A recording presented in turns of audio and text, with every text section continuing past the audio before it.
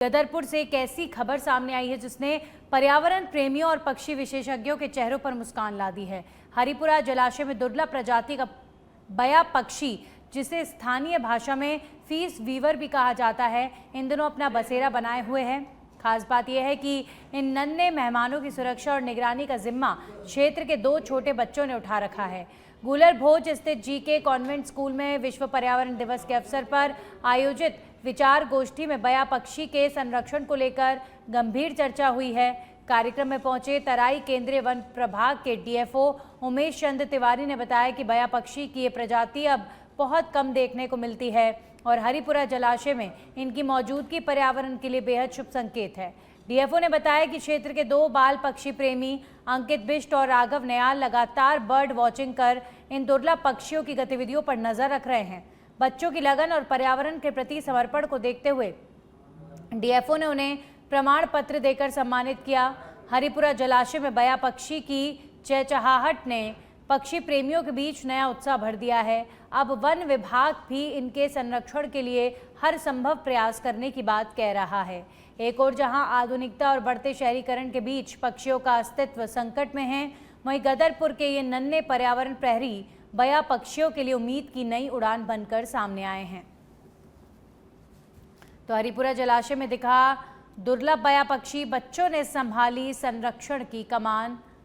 गदरपुर का ये मामला, हरिपुरा जलाशय में इस दुर्लभ पक्षी के संरक्षण को लेकर मंथन किया जा रहा है। जो भारत में बहुत सारी पक्षियों की प्रजातियां हैं, उसमें से कुछ प्रजातियां ऐसी हैं जो कि संरक्षण के खतरे में है, माने उनका अस्तित्व खतरे में है। उनमें से एक बहुत इम्पोर्टेंट प्रजाति जो है वो फिंच वीवर है। तो फिंच वीवर एक छोटे से एरिया में हरिपुरा जलाशय में पिछले कुछ सालों में देखी जा रही है। सामान्यतः ये गर्मी के समय में, गर्मी के अंत की तरफ और बरसात की शुरुआत में यहाँ पर आती है और जो घास वाले क्षेत्र हैं उस पर अपने घोंसले बनाती है। तो इस चिड़िया को संरक्षित करना, इसका जो घोंसला बनाने वाला हैबिटेट है उसको संरक्षित करके रखना, ये बड़ा महत्वपूर्ण है। और इस बार इसमें एक नई पहल नेचर साइंस इनिशिएटिव और स्थानीय बच्चों के सहयोग से ये हुई है कि अब बच्चे खुद उस स्थल की मॉनिटरिंग कर रहे हैं और यदि कोई बाहर का डिस्टर्बेंस वगैरह है तो उसको रिपोर्ट कर रहे हैं, जिससे कि वन विभाग उसमें आवश्यक कार्रवाई करके उस प्रजाति के संरक्षण में अपना वो दे सके। सर, इसके लिए वहाँ पे बैरिकेड भी किया जाता है उसने क्षेत्र को?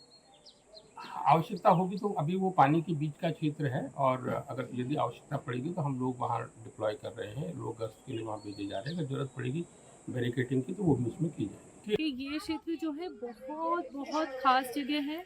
पूरी इंडिया में ऐसे कोई क्षेत्र नहीं है जहाँ पर चारों वीवर पाए जाते हैं एक साथ और इतने आसानी से दिखते हैं। दूर दूर से पर्यटक आ रहे हैं और बट यहाँ के जो स्थानीय लोग हैं उससे कुछ जो है उनको डायरेक्ट अभी इनकम नहीं मिल रहा है। तो कोशिश करेंगे आगे जो है बच्चे जो है और स्थानीय लोग, महिलाएं सब जुड़े इसके साथ और धीरे धीरे जैसे जैसे नॉलेज बढ़ेगा कम्युनिटी में, यहाँ पर जो है सिर्फ समर में नहीं, जब वीवर्स बर्ड नेस्टिंग करें, सर्दियों में भी जब दूर दूर से मंगोलिया, चाइना, रशिया से जब चिड़िया भरपूर यहाँ बढ़ जाता है तब भी जो है बहुत पर्यटक 200-250 और 300 पूरे विश्व में होंगी इसकी संख्या।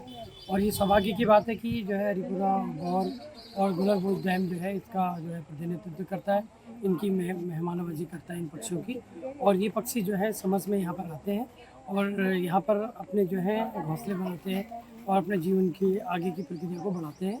इसमें हम लोग जो यहाँ पर कर रहे हैं वो स्थानीय लोगों के साथ और ख़ासतौर पर बच्चों के साथ जो है मल्टी स्टेक होल्डर मीटिंग करके उनको इसके महत्व को समझा रहे हैं, उनको बता रहे हैं और साथ ही साथ पक्षियों को देखने की कला बच्चों को जो है पहुँचा रहे हैं, सिखा रहे हैं, ताकि ये पक्षी भी संरक्षित रहें और ये जो है यहाँ का पर्यावरण सुरक्षित रहे।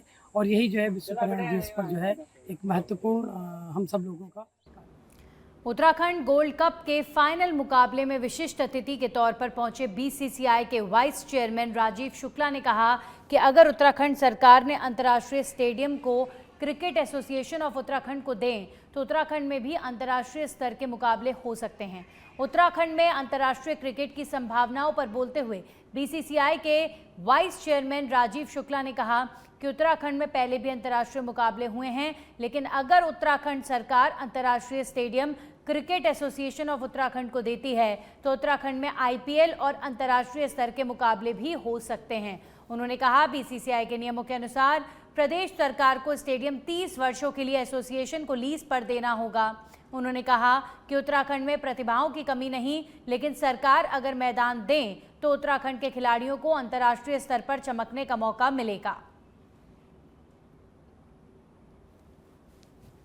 देखिए, गोल्ड कप जो है वो बहुत करीब 42 साल से हो रहा है। सबसे पुराना टूर्नामेंट है उत्तराखंड का, और वो जो है इस टूर्नामेंट ने बहुत खिलाड़ी दिए, बहुत लोगों को जो है इसने क्रिकेट में चमकाया। तो वर्मा जी इसको बहुत पहले से कराते आ रहे हैं। मैं कई बार इसमें आया हूँ, तो जब ये गोल्ड कप की बात आई तो मैंने कहा मैं जरूर जाऊँगा, इसलिए इस कार्यक्रम में आया। उत्तराखंड में स्टेडियम का शिलान्यास और उद्घाटन राजीव गांधी स्टेडियम का मैंने ही किया, शिलान्यास भी किया था और उद्घाटन में भी मैं आया था। तो एक विशेष लगाव है उत्तराखंड क्रिकेट से और उत्तराखंड के लोगों से और खिलाड़ियों से। तो इसलिए जो है मुझे लगता है यहाँ उत्तरोत्तर जो है अच्छे अच्छे खिलाड़ी निकल के आ रहे हैं और आगे इसका काफ़ी बड़ा नाम विश्व पटल पर होगा। सर, आईपीएल की मेजबानी लगातार उत्तराखंड मांग रहा है, लेकिन अब तक आईपीएल की मेजबानी देखिए, आईपीएल की मेजबानी जो होती है वो फ्रेंचाइजी के ऊपर निर्भर करती है, क्योंकि फ्रेंचाइजी किसी स्टेडियम को किस जगह की मांग करता है, उसमें बीसीसीआई का रोल जो है सेकेंडरी होता है। तो पहले फ्रेंचाइजी जब तक कोई नहीं तैयार होगा तब तक बड़ा मुश्किल होगा, और वो स्टेडियम कैपेसिटी भी देखते हैं और सारी कुछ कैलकुलेशन लगा के यहाँ पे। आज कोडियाला क्षेत्र में गंगा नदी में स्नान के दौरान तेज धारा में बहकर लापता हुए युवक आशीष जैन निवासी इंदिरापुरम गाजियाबाद की तलाश में एसडीआरएफ द्वारा दूसरे दिन भी व्यापक एवं सघन सर्च अभियान संचालित किया गया। आज प्रातःकाल से ही SDRF deep diving team Dhalwala द्वारा घटनास्थल समेत नदी के डाउन स्ट्रीम क्षेत्रों में गहन खोजबीन शुरू की गई। टीम ने राफ्ट, डीप डाइविंग उपकरणों एवं अन्य आवश्यक संसाधनों की सहायता से नदी के संभावित बहाव क्षेत्र में लगातार सर्च ऑपरेशन चलाया। साथ ही नदी किनारों एवं संवेदनशील स्थानों पर भी बारीकी से तलाशी अभियान संचालित किया गया। सर्चिंग अभियान के दौरान एसडीआरएफ टीम को कोडियाला क्षेत्र में नदी के भीतर एक अज्ञात महिला का शव दिखाई दिया। टीम द्वारा तत्परता से कार्रवाई करते हुए शव को नदी से बाहर निकालकर सुरक्षित रूप से 82 रोड हेड तक पहुंचाया गया, जहां पर आवश्यक कार्रवाई हेतु शव को जिला पुलिस के सुपुर्द किया गया है। तो एसडीआरएफ सर्च अभियान के दौरान एक अज्ञात शव बरामद हुआ।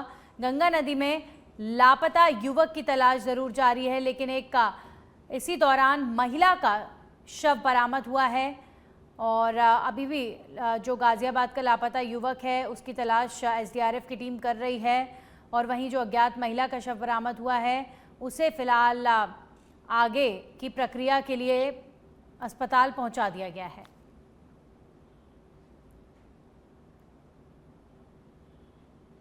मानवता की सेवा और जरूरतमंद मरीजों को समय पर जीवनदायिनी सहायता उपलब्ध कराने के उद्देश्य से नगर पालिका परिषद लोहाघाट द्वारा सोमवार को उप जिला चिकित्सालय में विशाल रक्तदान शिविर का आयोजन किया गया।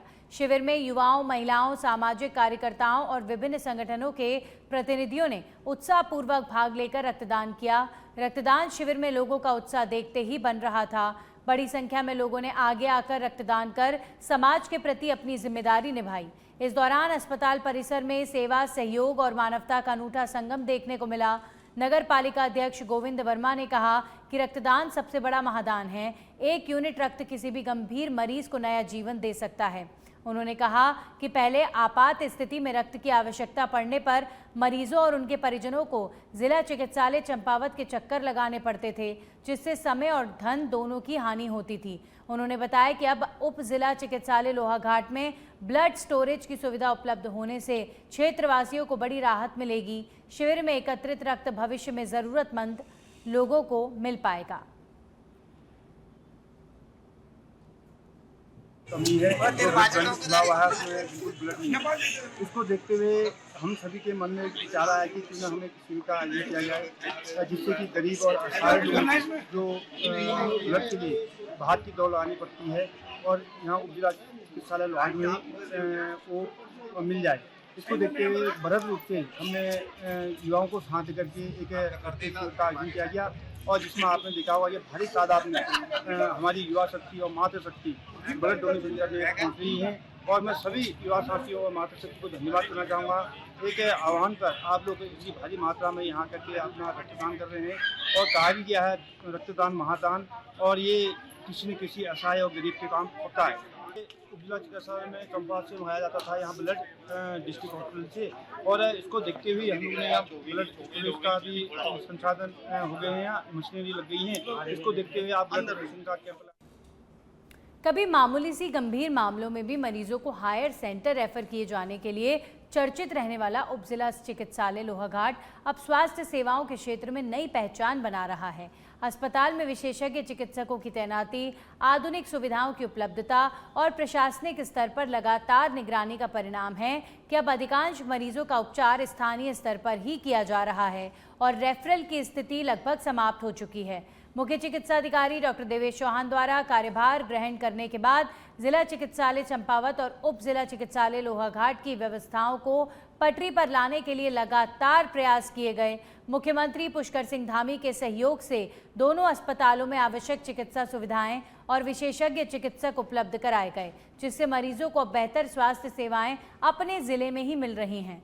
जिला अधिकारी मनीष कुमार द्वारा स्वास्थ्य व्यवस्थाओं की समय समय पर समीक्षा और निरीक्षण किए जाने से चिकित्सा सेवाओं की गुणवत्ता में और सुधार आया है। अस्पताल में सबसे बड़ी चुनौती ओटी टेक्नीशियन और पैथोलॉजिस्ट के पदों की कमी बनी हुई है। वहीं ओटी टेक्नीशियन का पद स्वीकृत न होने से ये जिम्मेदारी नर्सिंग स्टाफ निभा रहे हैं। वहीं पैथोलॉजी लैब और पैथोलॉजिस्ट की व्यवस्था न होने से अधिकांश जांचें चंदन लैब के माध्यम से कराई जा रही हैं, जिनकी रिपोर्ट हल्द्वानी से आने में 2 से 3 दिन का समय लग जाता है। इससे मरीजों के उपचार में जरूर अनावश्यक देरी हो रही है। वर्तमान में है हमारे जो गायनी की ओटी है, तो लगभग प्रतिदिन 1 से 2 ओटी गायनी की रोज होती है, और कभी कभी मात्रा बढ़ के 4 से 5 भी पहुंच जाती है। और हड्डी की लगभग कोई 30 से 50 ओटियाँ महीने की हो रही हैं, और आंखों की भी ऑपरेशन जो है 30 से 50 आंखों के ऑपरेशन हो रहे हैं, संख्या बढ़ रही है। उसके अलावा छोटे मोटे ऑपरेशन जो होते हैं सर्जरी के, वो भी हम माइनर ओटी में हमारे द्वारा किए जाते हैं। तो हम वही पेशेंट जो हमारे पास स्पेशलिस्ट नहीं है, वही पेशेंट को हम रेफर कर रहे हैं। उसके अलावा किसी पेशेंट को अन्यथा रेफर नहीं किया जा रहा है। जैसे किसी को न्यूरो सर्जरी का भी केस है या ट्रॉमा का केस है जिसकी यहाँ सुविधा उपलब्ध नहीं है, तो उसको हम आगे रेफर करें। लैब यहाँ नहीं है, तो उसके लिए क्या होता है, कलेक्ट करके यहाँ से ये लोग जो है ब्लड सैंपल वो टनकपुर भेजते हैं, और वहाँ से 2 से 3 दिन में रिपोर्ट वापस आती है। इससे मरीजों को दिक्कत होती है। दूर दूर से मरीज, जैसे कि पार्टी, देवीधुरा, पंचेश्वर, दूर दूर से पेशेंट आते हैं जिनको 2 दिन यहाँ पे इंतजार करना पड़ता है। इस चीज़ के लिए हमने माननीय जिलाधिकारी एवं मुख्य चिकित्सा अधिकारी जी को इस चीज़ के लिए रिक्वेस्ट की है कि वो किसी लैब को यहाँ पे दस्त के मरीज आ रहे हैं, उसके साथ साथ वायरल इन्फेक्शन जिसमें upper respiratory infection, lower respiratory infection, साथ ही साथ शुगर के मरीज, किडनी के मरीज, थायराइड के मरीज और बीपी के मरीज की संख्या काफ़ी ज़्यादा है। ये दिन भर में आप कितने पेशेंटों को देख पा रहे हैं और ये कितने महीने में कितने पहुंच जा रहे हैं? दिन भर में ओपीडी जो रहती है मेडिसिन की वो है 200 से 250 के आसपास, और पूरे अस्पताल की ओपीडी शायद 500 से 600 के बीच में है। देश भर में कई राज्यों में एसआईआर की प्रक्रिया में विरोध देखने को मिला है। उसी क्रम में जनपद उधम सिंह नगर के जसपुर क्षेत्र में चुनाव आयोग द्वारा शुरू किए गए विशेष गहन पुनरीक्षण अभियान को लेकर लोगों में विरोध देखने को मिल रहा है। अभियान के तहत मतदाता सूची के सत्यापन और दस्तावेजों की जांच की जा रही है, लेकिन कई लोगों का कहना है कि प्रक्रिया जटिल होने के कारण उन्हें परेशानी का सामना करना पड़ रहा है। स्थानीय लोगों ने आरोप लगाया कि बार बार दस्तावेज मांगे जाने और निर्धारित समय सीमा के चलते आम जनता में भ्रम और चिंता का माहौल है। लोगों का कहना है कि वर्षों से मतदान कर रहे मतदाताओं से भी दोबारा दस्तावेज मांगे जा रहे हैं, जिससे असंतोष पड़ रहा है। वहीं एसआईआर के लिए बीएलओ पद पर कार्य कर रही नजमा परवीन ने बताया कि कुछ लोग ऐसे भी हैं जो दूसरे वार्ड के हैं मगर दूसरी लिस्ट में आ गए हैं। उनको ये मालूम नहीं कि वो कहाँ रहते हैं। कुछ लोग जा भी चुके हैं, उनका भी पता नहीं। उन्हें ढूंढने से परेशानी हो रही है। किसी का 2003 का कोई रिकॉर्ड नहीं मिला है, ना ही यहाँ पर और अन्य परिवारों को के जो लोग हैं उन लोगों को भी यहाँ पर उनका पता लगाया जाना भी थोड़ा सा मुश्किल भरा है। तो एसआईआर के लिए 1 महीना दिया गया है। 8 जून से 7 जुलाई तक इस समय में वितरित भी करने हैं, वापस भी देने हैं और ऑनलाइन भी करने हैं। तो जिन लोगों की बाल विकास में ड्यूटी लगी है, पहले उन्हें सेंटर पर जाना पड़ता है और उसके बाद SIR का कार्य करना पड़ रहा है। कुछ लोग ऐसे भी दूसरे वार्ड के हैं, हमारी लिस्ट में आ गए हैं, उनका हमें मालूम नहीं है कि वो कहाँ रहते हैं, कहाँ हैं। कुछ लोग जा भी चुके हैं यहाँ से, तो हमारी ही लिस्ट के थे, उनका भी हमें मालूम नहीं है, तो उन्हें थोड़ा सा तलाशने में हमें दिक्कत आ रही है कि जिनका 2003 का कोई रिकॉर्ड नहीं है, ना माता का, ना पिता का, ना दादा दादी का, किसी का नहीं उनके परिवार में, तो उन लोगों के लिए भी हमें दिक्कत आ रही है। हमें सब चीज़ों का 1 महीना दिया गया है, 8 जून से 7 जुलाई तक, जिसमें हमें वितरित भी करने हैं, वापस भी लेने हैं और ऑनलाइन भी करने हैं। इसके अलावा हमारी अपने विभाग की है बाल विकास की, तो हमें पहले सेंटर पर वहीं पर जाना पड़ता है, वो उसकी ड्यूटी कर रहे हैं, उसके बाद हमें ये ड्यूटी करनी है, जिसमें भी हमें दिक्कत है। तो 12 बजे तक हमें पहले वहाँ टाइम देना हो रहा है। राजधानी देहरादून के पिथुवाला राजकीय पॉलिटेक्निक कॉलेज से एक अजब गजब मामला सामने आया है, जहां पर छात्र को नकल करने पर रोकने पर छात्र इतना नाराज हो गया कि वो कॉलेज में अपने दरोगा पिता और परिजनों के साथ धमक पड़ा, जिसके बाद उसके दरोगा पिता ने शिक्षकों के साथ बुरी तरीके से मारपीट कर दी।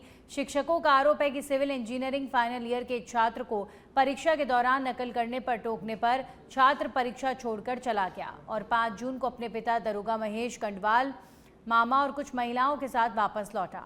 आरोप है कि परिजनों ने सीधे परीक्षा नियंत्रण कक्ष यानी कि कंट्रोल रूम में घुसकर वहां मौजूद शिक्षक, कर्मचारियों और महिला कर्मियों के साथ गाली गलौज की और कुर्सियों से उनकी बेरहमी से पिटाई कर दी। दूसरी तरफ दरोगा महेश कंडवाल ने शिक्षकों पर ही अपने बेटे के साथ मारपीट करने का जवाबी आरोप लगाया है। हालांकि पुलिस ने दोनों पक्षों से मिली तहरीर के आधार पर मुकदमा दर्ज कर लिया है और मामले की जांच की जा रही है। वहीं इस घटनाक्रम ने पौराणिक काल से चले आ रहे गुरु शिष्य की पवित्र परंपरा पर भी सवाल खड़े किए हैं।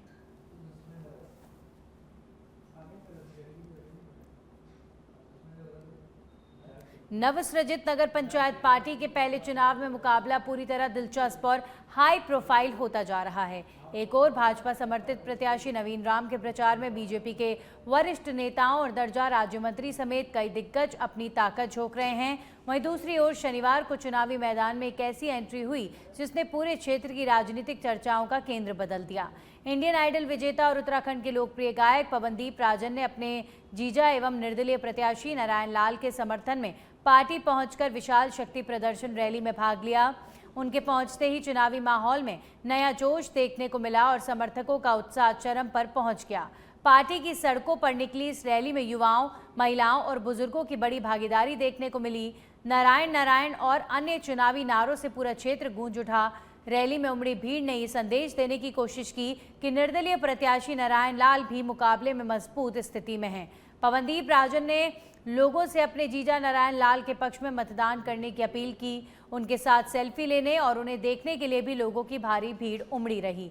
राजनीतिक जानकारों का मानना है कि पवनदीप की लोकप्रियता का असर युवा मतदाताओं पर पड़ सकता है और इससे चुनावी समीकरणों में बदलाव की संभावना से इनकार नहीं किया जा सकता।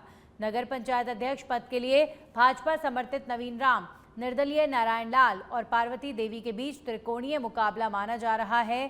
तीनों उम्मीदवार अपनी अपनी जीत के दावे कर रहे हैं, लेकिन नारायण लाल के समर्थन में हुए इस शक्ति प्रदर्शन ने चुनावी चर्चा को नया मोड़ दे दिया है।